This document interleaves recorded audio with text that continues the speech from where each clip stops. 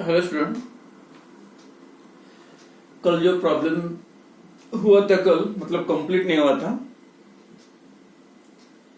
Fish generally needs O2 concentration in water. मतलब respiration के लिए O2 का कॉन्सेंट्रेशन कितना होना था? 3.18 ग्राम पर लीटर. उसमें थोड़ा प्रॉब्लम ये हो गया था, 3.8 ग्राम नहीं चाहिए, यहाँ पे मिलीग्राम पर लीटर चाहिए. तो 3.8 मिलीग्राम पर litre for their survival. But partial pressure of O2 above the water is needed for their survival. मतलब उनके सर्वाइवल के लिए वाटर के सरफेस के ऊपर कितना ऑक्सीजन का प्रेशर चाहिए, यानी इतना सीधा सीधा मतलब है 3.8 मिलीग्राम डिजॉल्व होने के लिए. मतलब आप बोल सकते उतना सोल्यूबल चाहिए. मतलब सोल्यूबिलिटी गिवन है, मोल पर लीटर नहीं दिया है, मिलीग्राम पर लीटर. तो मिलीग्राम का पहले ग्राम में कन्वर्ट करो और उसके बाद मोल पर लीटर में कन्वर्ट करना है. तो formula S in mol per litre is equal to S in gram per litre upon molar mass. Molar mass से अगर उसको डिवाइड करोगे, ऑक्सीजन का मोलर मास 32 है, तो आपको किसका आंसर मिल जाएगा? That is solubility. और पूछा क्या है? प्रेशर. प्रेशर मतलब P की वैल्यू निकालना है. Formula same, S is equal to KH into P. उसके बाद देखो solubility of O2 at 1 atm.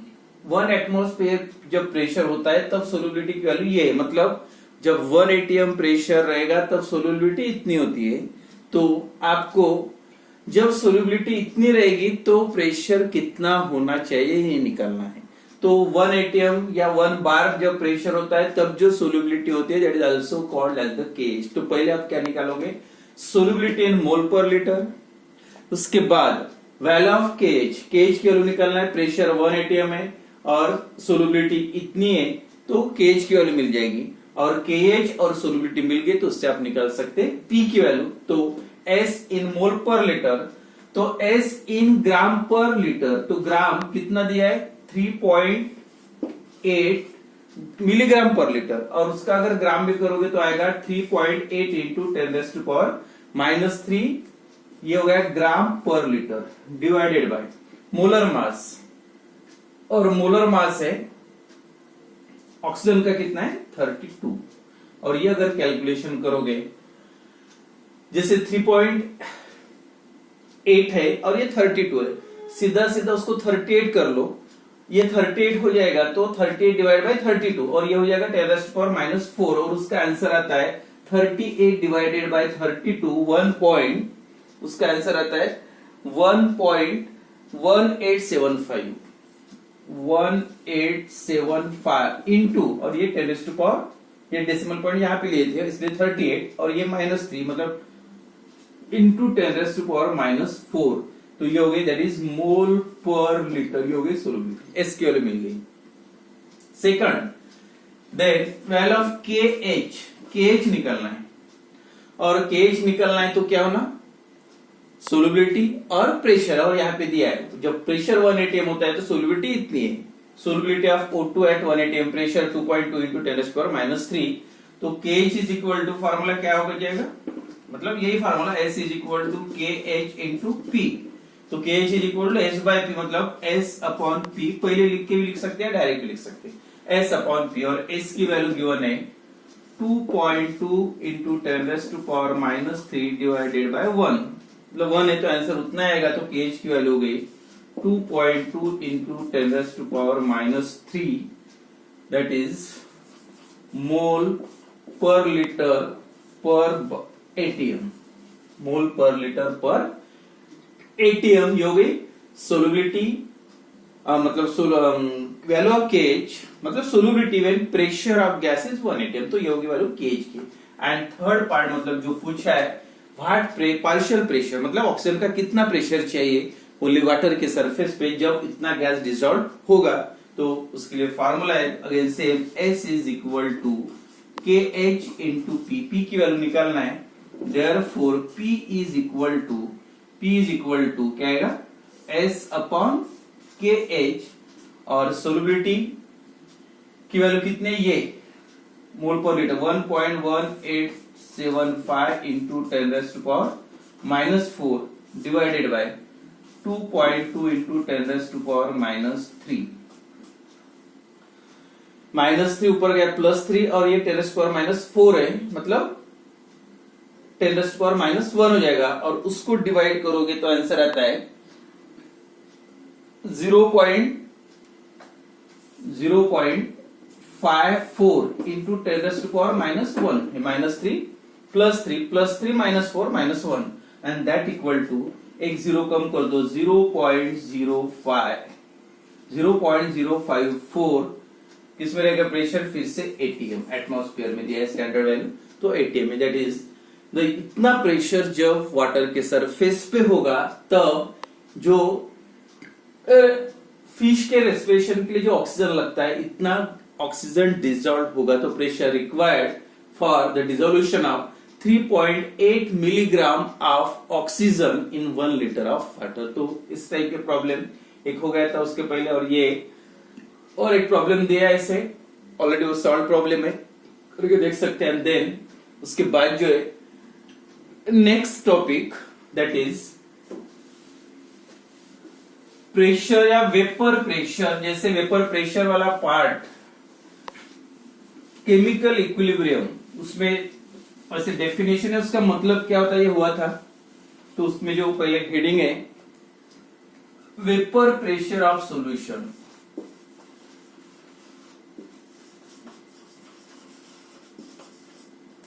Vapor pressure of solution, vapor pressure of solution of liquid in liquid, vapor pressure of solution of liquids in liquid, solutions of liquid in liquid, और liquid in liquid का मतलब है दो liquid का mixture. जब solution बनाओगे तो उसमें दो लिक्विड होंगे, मतलब दोनों लिक्विड को मिक्स करने के बाद उसका वेपर प्रेशर क्या रहेगा। तो सबसे पहले what is vapour pressure, what is vapour pressure of solution and what is vapour pressure, and second है व्हाट इज मोल फ्रैक्शन। ये दो टर्म थोड़ा सा पहले क्लियर कर लेते, उसके बाद वेपर प्रेशर की डेफिनेशन, और उसके बाद दो लिक्विड मिक्स करने के बाद वेपर प्रेशर क्या रहेगा सॉल्यूशन का, या दो जो लिक्विड है उसके मिक्सचर का वेपर प्रेशर क्या रहेगा, उसका रिलेशन उसके मोल फ्रैक्शन के साथ क्या है। तो सबसे पहले what is the vapour pressure of solution.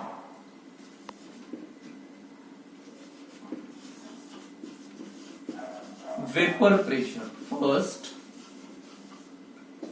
Vapour pressure क्या है क्लियर करो, और उसके बाद मोल फ्रैक्शन क्या है, वो सेपरेटली वैसे दिया नहीं है लेकिन ये टर्म है उसमें तो क्लियर होना चाहिए।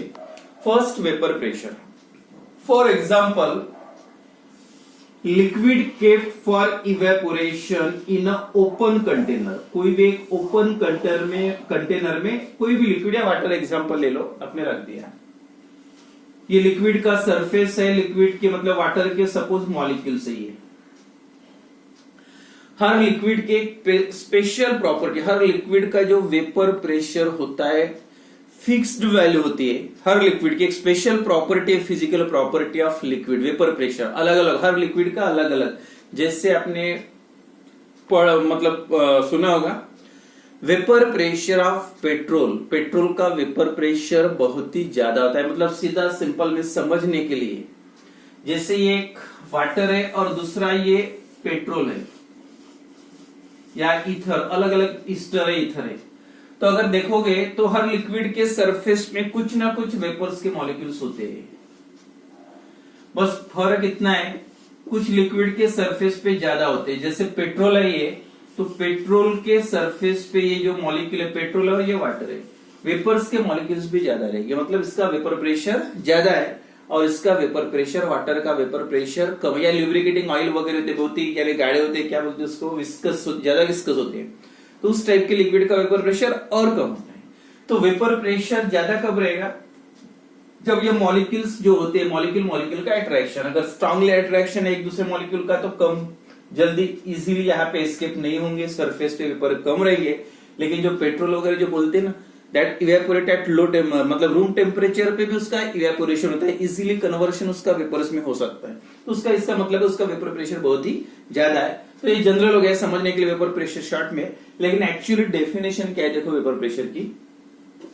When liquid kept in a container, open container, then kept for evaporation in open container, क्या होगा?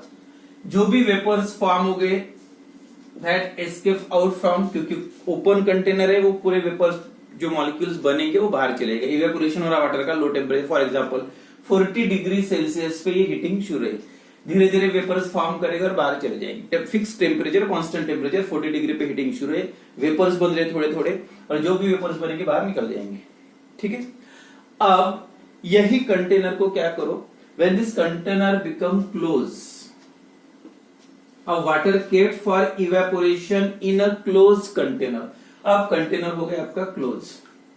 अब क्लोज कंटेनर है तो उसका मतलब ये जो वेपर्स के मॉलिक्यूल बाहर तो जाएंगे नहीं, मतलब ऑल द मॉलिक्यूल जो भी वेपर्स बनेंगे they remain inside and occupy almost all the available space. जो भी अवेलेबल स्पेस है वो पूरे आपको, पहले क्या था कंटेनर ओपन था, जितने वेपर्स बने थे पूरे बाहर चले जा रहे थे और इवेपोरेशन शुरू था। लेकिन अब क्या होगा, जो भी वेपर्स मॉलिक्यूल्स है वो बाहर नहीं जा सकती क्योंकि कंटेनर जो है वो क्लोज है।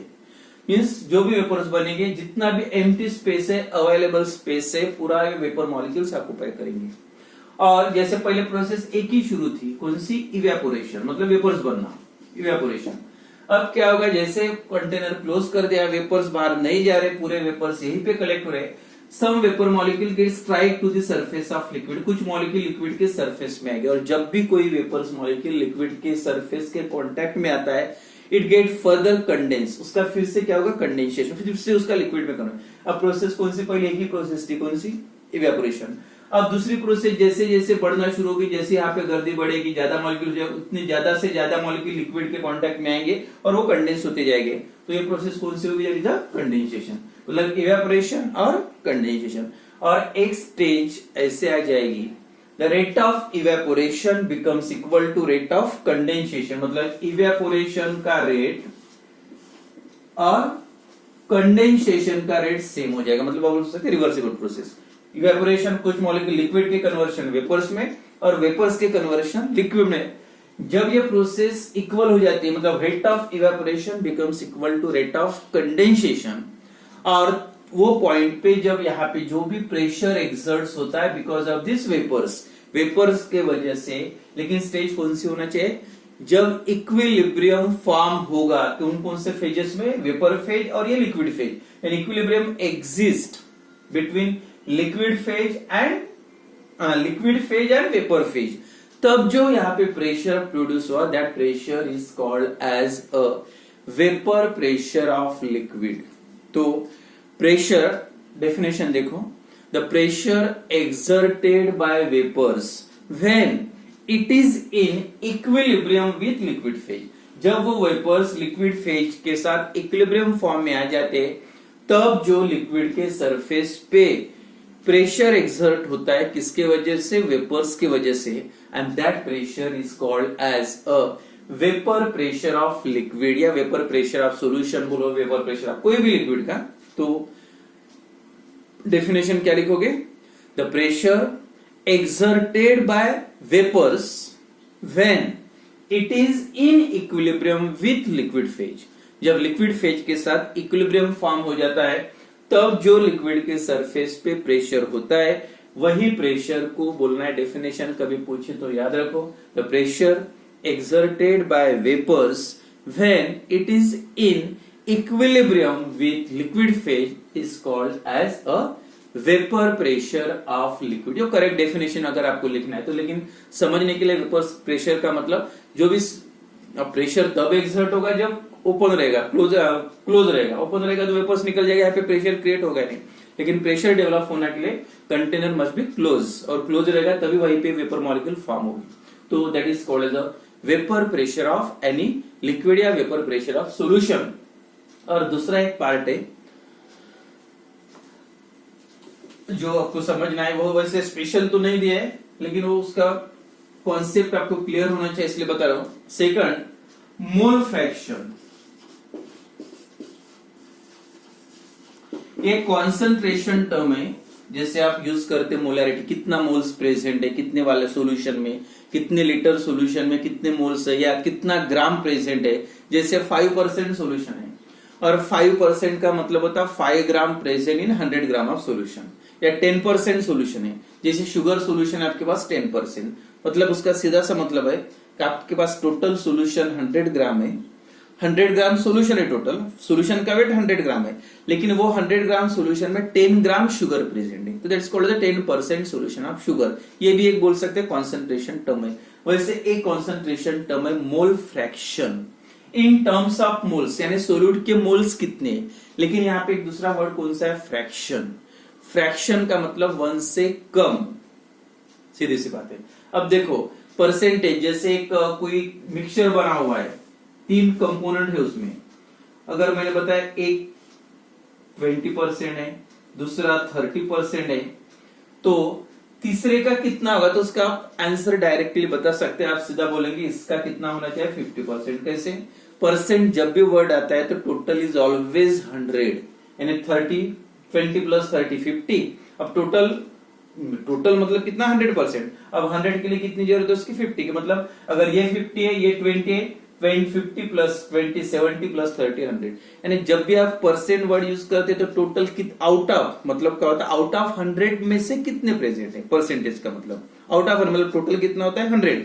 अब वैसे यहाँ पे फ्रैक्शन मतलब टोटल वैल्यू कितनी होती है 1, टोटल वैल्यू इज ऑलवेज 1। अब आउट ऑफ 1, अब 2, और ये जो टर्म यूज कब होता है, फ्रैक्शन, मोल फ्रैक्शन या कोई भी कॉन्सेंट्रेशन, 2 या 2 से ज्यादा कंपोनेंट को आप मिक्स करोगे तब, मिक्स करने के बाद ये मिक्सचर में इसका कितना अमाउंट है, दूसरे का कितना है। अब जैसे परसेंटेज में बोले एक 50% है तो दूसरा भी 50, 2 कंपोनेंट का बना, एक 50% है तो दूसरा भी 50% रहेगा, एक 30 है तो दूसरा 70 रहेगा, एक 40 है तो दूसरा कितना रहेगा 60%, 2 ही कंपोनेंट का अगर मिक्सचर बना है तो। वैसे सेम फ्रैक्शन, अब फ्रैक्शन का मतलब होता है total is always equal to 1, जैसे अभी ये मैंने लिखा। अब एक का मोल फ्रैक्शन फॉर एग्जांपल 0.2 है, 0.2 क्योंकि ऑलवेज लेस देन 1 इसलिए फ्रैक्शन मोल में, एक का मोल फ्रैक्शन 0.2, फिर से 3 कंपोनेंट का मिक्सचर बना है, एक का 0.2 है, दूसरे का 0.6 है, तो अब तीसरा कंपोनेंट है, 3 कंपोनेंट है ए बी सी का मिक्सचर बना है अपने, ए बी सी 3 कंपोनेंट का, एक का मोल फ्रैक्शन 0.2 है, दूसरे का 0.6 है, तो तीसरे का कितना रहेगा, तो क्या करोगे आप दोनों की टोटल करो, 0.5 0.2 0.8 हो गया, मतलब इसका भी कितना हो जाएगा 0.2, क्योंकि टोटल ऑलवेज कितना आना चाहिए, total is always sum of all the mole fraction is always is equal to 1। यानी 3 कंपोनेंट का बना है, एक का पता है तो आप दूसरे का बता सकते हैं, 3 का 2 का पता है तो एक का, या 2 ही कंपोनेंट, एक का 0.4 है तो दूसरे का मोल फ्रैक्शन, जैसे सोल्यूट और सॉल्वेंट, अब चैप्टर कौन सा सॉल्यूशन चल रहा है, अब सोल्यूट का मोल फ्रैक्शन, जैसे 2 सोल्यूट और सॉल्वेंट आप या 2 लिक्विड मिक्स किए, एक सोल्यूट है, अल्कोहल में वाटर डाल लिया, अगर वाटर का मोल फ्रैक्शन 0.8 है, 2 ही कंपोनेंट का मिक्सचर, एक अल्कोहल प्लस वाटर, दोनों का सॉल्यूशन बनाया आपने, वाटर का 0.8 है तो आप सीधा बोलेंगे अल्कोहल का कितना है 0.2 प्लस 0.8 दैट इज 1, तो सेकंड कंपोनेंट का तो टोटल कितनी होना चाहिए, तीसरा भी होगा तो सबकी टोटल आखिर में कितनी आना चाहिए, दैट इज 1। तो 1 में से कितने मोल्स आउट ऑफ 1, जैसे परसेंट में आउट ऑफ 100 लेते, वैसे मोल फ्रैक्शन मतलब आउट ऑफ 1 हर कंपोनेंट जितना भी अपने मिक्सचर बनाया तो हर कंपोनेंट का कितना, यानी उसमें पार्टिसिपेशन है, यानी टोटल 1 में से एक का 0.8 है, दूसरे का 0.2, एक का 0.6 है तो दूसरे का आप लिखोगे 0.4, क्योंकि 6 प्लस 4 फिर से 10 मतलब 1 आएगा, या एक का 0.3 है तो दूसरे का पॉइंट कितना होना चाहिए 0.7, 0.3 0.7, इसका भी आंसर कितना आएगा 1। तो मोल फ्रैक्शन इसकी डेफिनेशन तो वैसे नहीं है, आप लिख भी सकते हैं the fraction of total number of moles of an electrolyte that undergo that is the degree of dissociation. तो उसका मतलब क्या है, फ्रैक्शन, मोल फ्रैक्शन का, जैसे N1 ये मोल फ्रैक्शन अगर सॉल्वेंट का है, N2 नहीं, मोल फ्रैक्शन है नंबर ऑफ मोल्स। सॉल्वेंट की नंबर ऑफ मोल्स N1 है, सोल्यूट के नंबर ऑफ मोल्स N2 है। तो अगर आप सॉल्वेंट और that is represented by x, mole fraction is represented by x से रिप्रेजेंट करते हैं, जैसे mole fraction of solute, yes पहले solvent, mole fraction of solvent is equal to, और ये N1 that is number of moles of solvent, N2 number of moles of solute. ये solute के number of moles है और ये solvent के। अगर सॉल्वेंट के नंबर ऑफ मोल्स निकालना है आपको तो क्या करोगे आप, सॉल्वेंट के नंबर ऑफ मोल्स कितने N1 अपॉन बाकी नंबर ऑफ मोल्स सोल्यूट के कितने N2, N1 upon N1 plus N2, ऐसा आंसर आएगा। अगर कैलकुलेट करना तो आपको मोल फ्रैक्शन कैलकुलेट तो नहीं करना है, लेकिन याद रखो सॉल्वेंट के निकालना है। Then mole fraction of solute के निकालना है सेम, किसका सोल्यूट का कितना है N2 upon N1 plus N2। यह मिक्सचर 3 कंपोनेंट्स का बना हुआ है। 3 कंपोनेंट है A B C, 3 लिक्विड्स है, या 2 लिक्विड एक सॉलिड, कोई 3 कंपोनेंट का मिक्सचर है। इसके नंबर ऑफ मोल्स N1 है, B के नंबर ऑफ मोल्स N2 है, C के नंबर ऑफ मोल्स N3 है।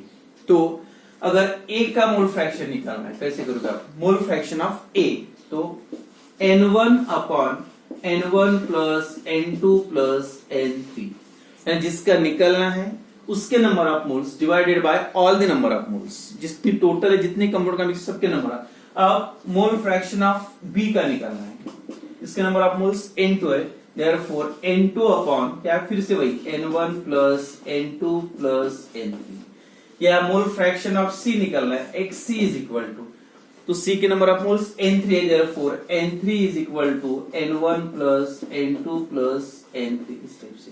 तो कैलकुलेशन वगैरह है, तो mole fraction out of one में से जो भी कंपोनेंट्स, जो भी सॉल्यूशन आपने बनाया है उसमें सोल्यूट और सॉल्वेंट है, तो सोल्यूट का और सॉल्वेंट का मोल फ्रैक्शन मतलब X1 सोल्वेंट है, X2 अगर सोल्यूट है, तो total is always is equal to 1, mole sum of all the mole fraction.